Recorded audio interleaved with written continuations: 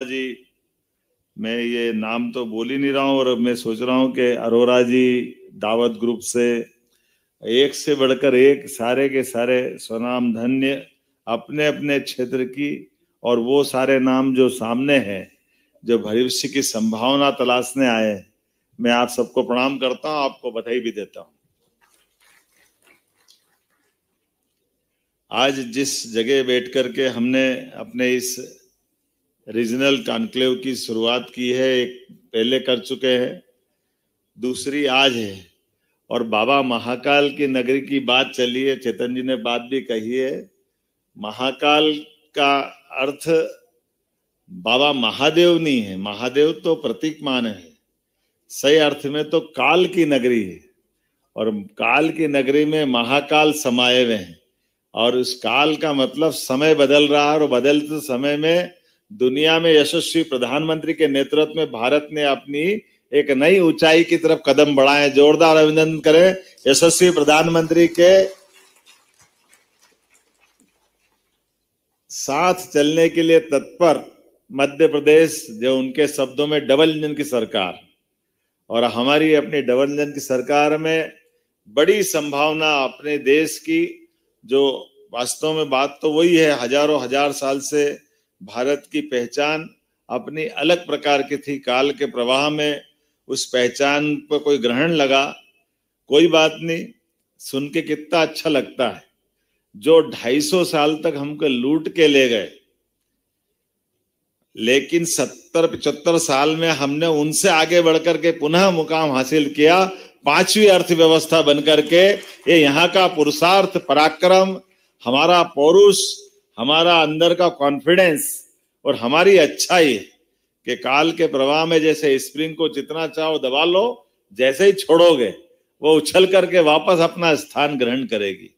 कितना अच्छा लगता है। अभी यहाँ हमारे बीच एमओयू हुए, तो अभी तक तो हमारे यहाँ गन बनती थी, क्या बनती थी, तोप बनती थी, अब टैंक बनने का एमओयू हुआ। जोरदार अभिनंदन करें हमारे अपने रक्षा संस्थान के माध्यम से। नई एक करवट ले रहा, समय बदल रहा है, और यहीं पे 16 औद्योगिक पार्क महाकौशल में जो विकसित किए जा चुके थे, 517 एमएसएमई की इकाइयां स्थापित है, 5,725 करोड़ का रोजगार 20,000 लोगों को मिल रहा है। अब 20,000 लोगों के रोजगार के बलबूते पर, लेकिन आज भी अब जो बदलते दौर में लगभग 25 इकाइयों का भूमि लोकार्पण और 50 से ज्यादा इकाइयों का एक साथ, ये कितना अच्छा गुलदस्ता बनाया है। सभी प्रकारों को चीज को समेकित रूप से जोड़ने का प्रयास किया, जहां हमारे अलग अलग विभागों ने विभाग के माध्यम से भविष्य की ऊंचाइयों के लिए उनने लक्ष्य भी तय किए, उसकी विशेषता भी बताई, अपनी पॉलिसियों पे बात की। अलग अलग सेक्टर के अंदर, जैसे उदाहरण के लिए हमारे माइनिंग सेक्टर की बात आती तो केवल हमसे आगे उड़ीसा ही है, उड़ीसा के बाद मध्य प्रदेश है।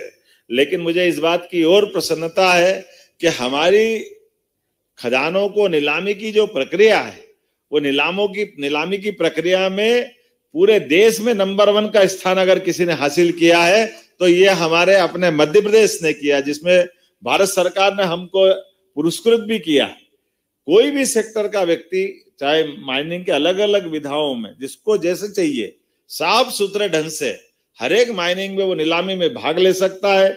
और अब जो संभावना आगे चल करके आ रही है, जिसमें खास करके कोल ब्लॉक की आपने बात कही है, दुनिया में तो अलग बात है, लेकिन भारत के अंदर हीरे के लिए मध्य प्रदेश का स्थान कितना अच्छा लगता सुन करके कि हमारे यहाँ हीरा निकलता है, लेकिन हीरा निकल के तराशने के लिए अभी कहीं और जाता है। कोशिश करेंगे कि यहाँ का हीरा यहीं तराशा जाए, इसका उद्योग भी यहीं लगे तो और आनंद बढ़ जाएगा।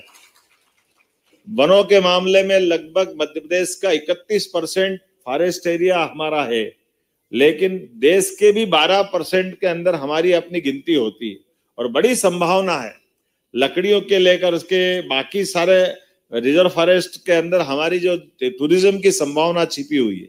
मैं दोहराना तो नहीं चाहूंगा क्योंकि समय बहुत हो गया, लेकिन ये मान के चलो कि सरकार के माध्यम से सभी प्रकार के क्षेत्रों में, शिक्षा, चिकित्सा अरविंदो मेडिकल कॉलेज वाले माननीय विनोद भंडारी जी ने हमारे अपने लिए भविष्य में हेल्थ के लिए भी एमओयू किया है।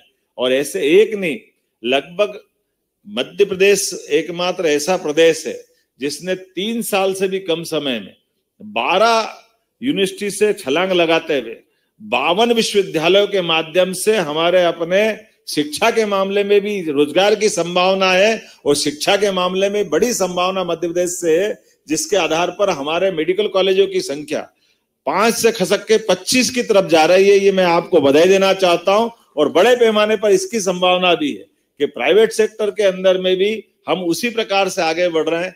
जैसे अलग अलग क्षेत्रों के हेल्थ के मामले में बात कर रहे हैं, कुल मिलाकर के जो इंडस्ट्री को लेकर के, इंडस्ट्रियल एरिया को लेकर के, यहाँ जो अलग अलग प्रकार से फार्मा की अगर बात करें तो फार्मा सेक्टर में मध्य प्रदेश में 275 से ज्यादा इकाई है।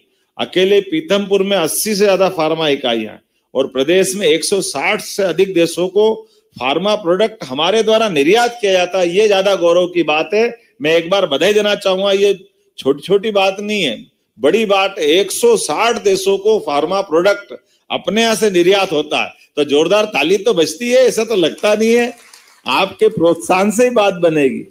देश की प्रमुख फार्मा कंपनियां Mylan, Teva, Macleods, Aristo, Alkem, Ajanta, Glenmark, Piramal, Cipla, Karnataka antibiotics, कौन कौन सी इंडस्ट्री की बात करें, सारी की सारी देश की है। और देश की क्या, दुनिया के अंदर जिनकी बड़ी बड़ी पहचान है, वो हमारे प्रदेश के साथ कदम से कदम मिला के चलना चाहती है।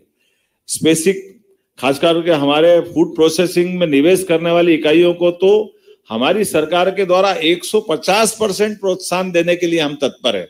कितना संभावना का क्षेत्र है, किस क्षेत्र में आप कल्पना करें। खास करके 2 हमारे मेगा फूड पार्क जो जिस प्रकार से आ रहे हैं, 8 पहले से हमारे विकसित किए गए हैं राज्य में। Parle, ITC, Rich Foods, Hershey, Mondelez, Daawat Foods जैसे ब्रांड्स की 70 से ज्यादा इकाइयां यहाँ कार्यरत है। मैं उम्मीद कर रहा हूं कि हमारे यहाँ भविष्य की दृष्टि से रेडीमेड गारमेंट्स की और टेक्सटाइल की जो बड़ी बड़ी संभावना है, जिसके लिए अभी हमारे द्वारा कुछ और प्रयास भी करेंगे, जिसमें जबलपुर आज इतना बड़ा कार्यक्रम कर रहा, तो जबलपुर को भी कुछ देने का बनता है। तो बहुत जल्दी जबलपुर में टेक्सटाइल और गारमेंट्स को बढ़ावा देने के लिए एक अति आधुनिक स्किल डेवलपमेंट सेंटर की बनाने की यहीं से घोषणा करता हूं, जिसके माध्यम से एक क्लस्टर जिसमें प्लग एंड प्ले की सुविधा रहेगी, जिसमें बहनों को खास करके सीखने की और रोजगार के लिए बड़े पैमाने पर संभावना बनेगी। ऐसी और बहुत सारी बातों को लेकर के ये हमारी सारी इंडस्ट्रियल बेल्ट के अंदर जो मूलभूत सुविधाएं हैं और मूलभूत सुविधाओं के साथ में विभिन्न विभागों के साथ जिनका तालमेल करना, उसमें भी हम काम कर रहे हैं कि खास करके पीने के पानी की, बिजली की सप्लाई की, और कई मामलों में आपने देखा ही होगा कि हमारे यहाँ जो बिजली की खास करके सरकार के माध्यम से जो राहत दी जाती है इंडस्ट्री को बढ़ावा देने के लिए, वो देश में सबसे ज्यादा कहीं मदद है तो हमारे यहाँ है। उसी प्रकार से रोजगार में खास करके हमारे लेबर के मामले में लेबर की उपलब्धता और लेबर के रेट भी देश में सबसे एक तरह से व्यापार को प्रोत्साहन देने वाले स्थिति में आते हैं। तो मैं उम्मीद कर रहा हूं कि बहुत सारी बातें हुई है, लेकिन कुल मिलाकर के हम सबकी इच्छा है मध्य प्रदेश निवेश के लिए आप सबके मन को भाए और मध्य प्रदेश में आप सब आए। मैं आपका स्वागत करता हूं, अभिनंदन करता हूं, बहुत बहुत बधाई।